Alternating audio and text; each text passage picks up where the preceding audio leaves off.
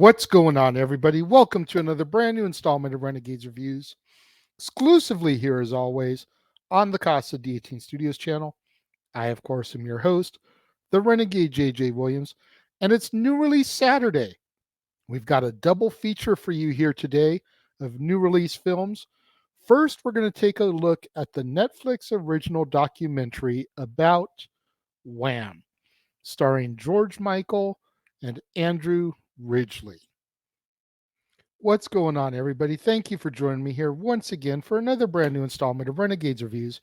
As I said in the introduction, it's New Release Saturday, and today we have a double feature of new releases for you as we continue to try to get caught back up here on Renegades Reviews.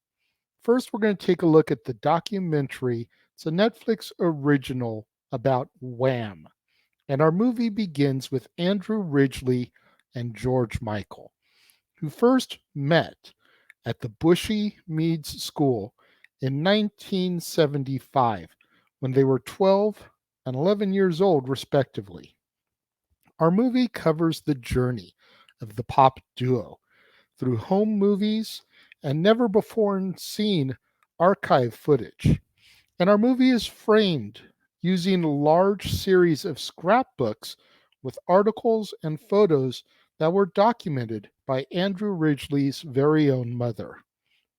It discusses how they put together their very first demo tape with a full-length version of the Wham rap and an early demo of Careless Whisper that was recorded in Ridgley's front room.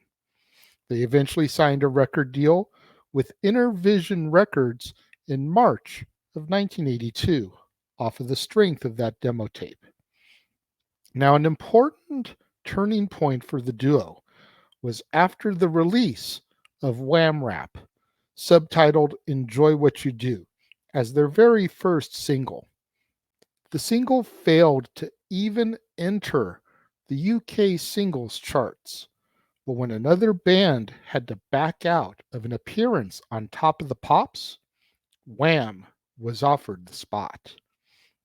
They were able to appear on Top of the Pops in November of 1982, and they performed their brand new single, Young Guns, Go For It, which as a result rose in the charts from number 42 up to number 3. Wham followed that up with a re-release of Wham Rap, which this time became a hit, charting at number 8, with Bad Boys, their follow-up to Young Guns, hitting number 2. Their next single, which was called Club Tropicana, saw the duo able to fly to the Spanish island of Ibiza for their very first music video shoot abroad. It was filmed at the Pikes Hotel, with Andrew describing it as being more in line with what they wanted Wham's image to be. The single would go on to become a huge chart success in Europe, and Wham would go on to sign to Epic Records, with Simon Napier Bell as their manager due to a dispute that they had with Intervision. In 1984, the duo would journey to Studio Miraval in southern France in order to record their second studio album, Make It Big. They discussed the success of their first number one single entitled Wake Me Up Before You Go Go, and how George was inspired to write the song based off of a note that Andrew had left on his bedroom door for his mom to wake him up the next morning. Ridgley accidentally wrote the note with a mistake, so at the end added go go. The note had originally read, Wake me up before you go, hence the go go. In late 1984, George describes how he felt attending the event in order to record Band-Aid's Do They Know It's Christmas at Sarm West Studios, which would coincide with the release of their single, Last Christmas. They proceed to show outtakes from the Last Christmas video shoot, which was filmed in Switzerland. Andrew and then reflect on their sellout farewell concert, the final, on June 28th, 1986, at Wembley Stadium as our movie comes to its close.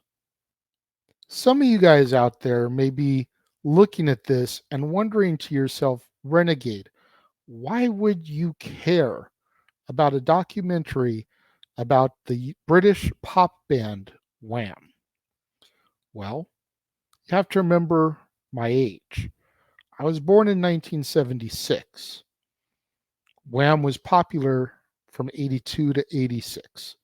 So between my 6 and 10 years old age range.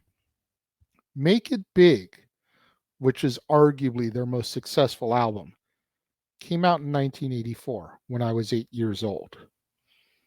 For me, growing up in the 80s, Make It Big was like a greatest hits album, even though it was not a greatest hits album. Wake Me Up Before You Go Go, Careless Whisper. You had Everything She Wants, and so much more. That album had the majority of the songs that I associate with Wham when I think about them. And for a kid growing up, you go back and you listen to those songs. They were so good.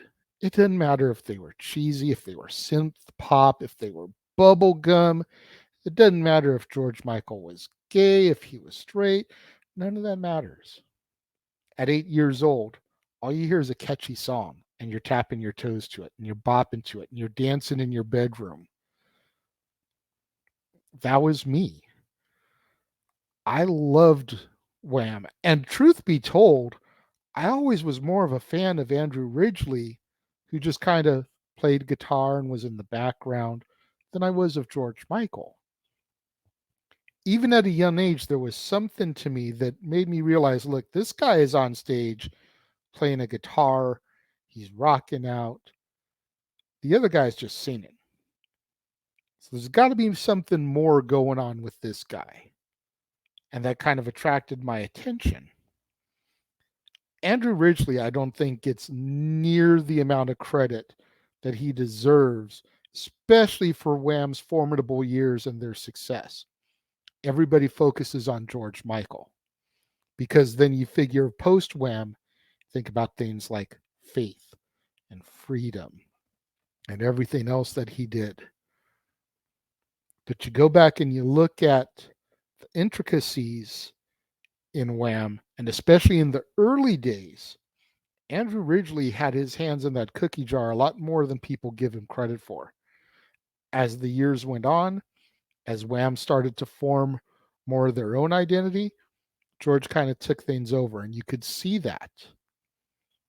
Hell, Careless Whisper is credited as George Michael featuring Wham because that was his thing.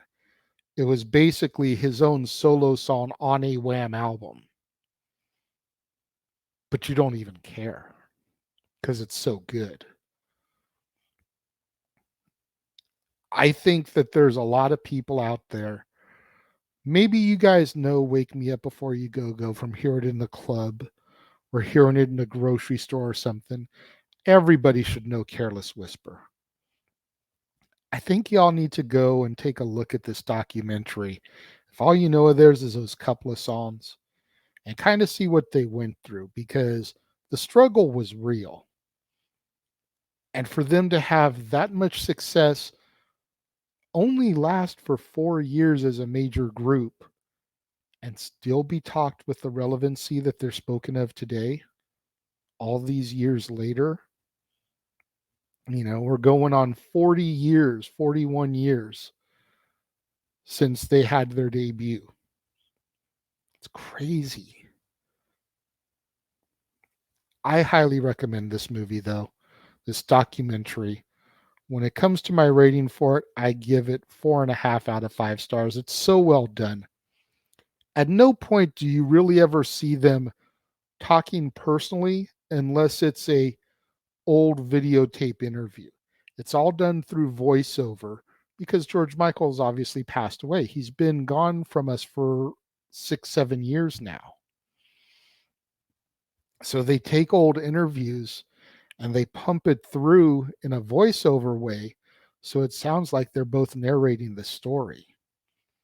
And then when they show old footage of them on TV shows doing TV interviews, you can actually see them interacting with each other and talking.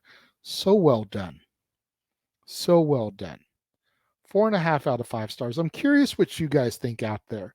Those of you that have seen the Wham documentary, let me know. If you're watching the premiere, leave your thoughts and comments over here.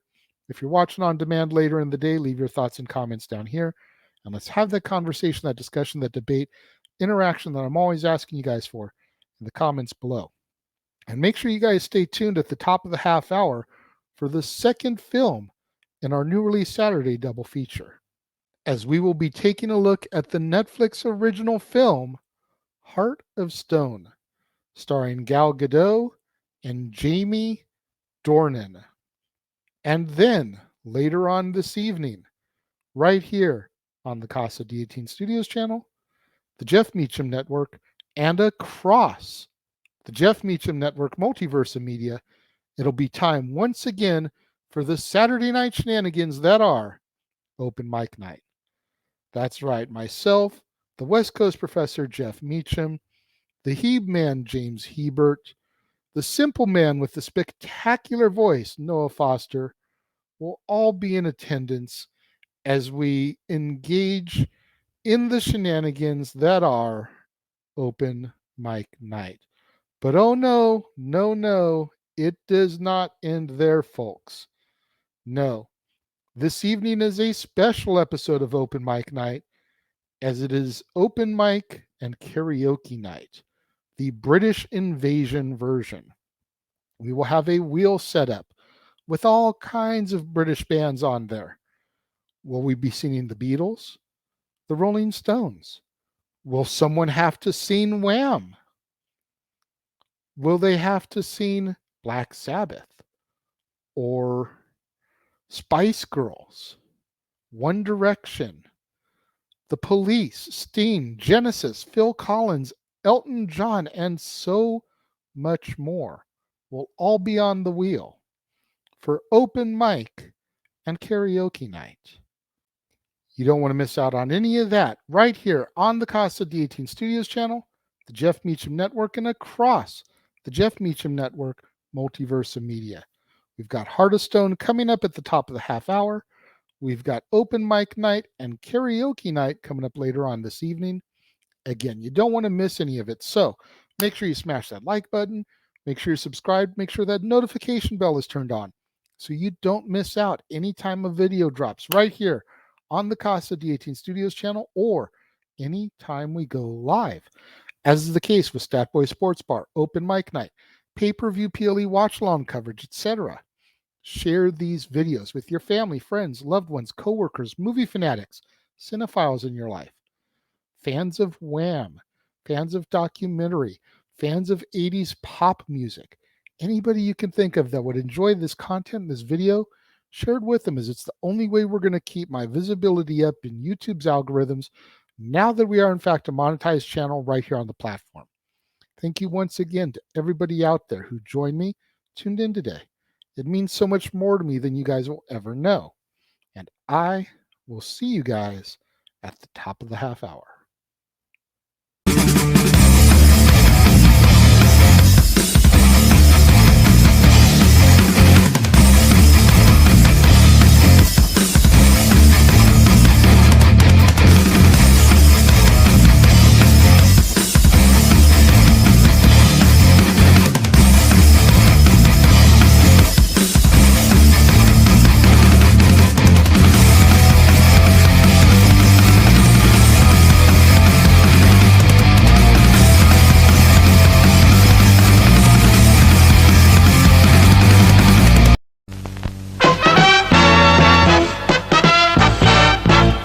And now, preview time. So let's take a look at what's coming your way.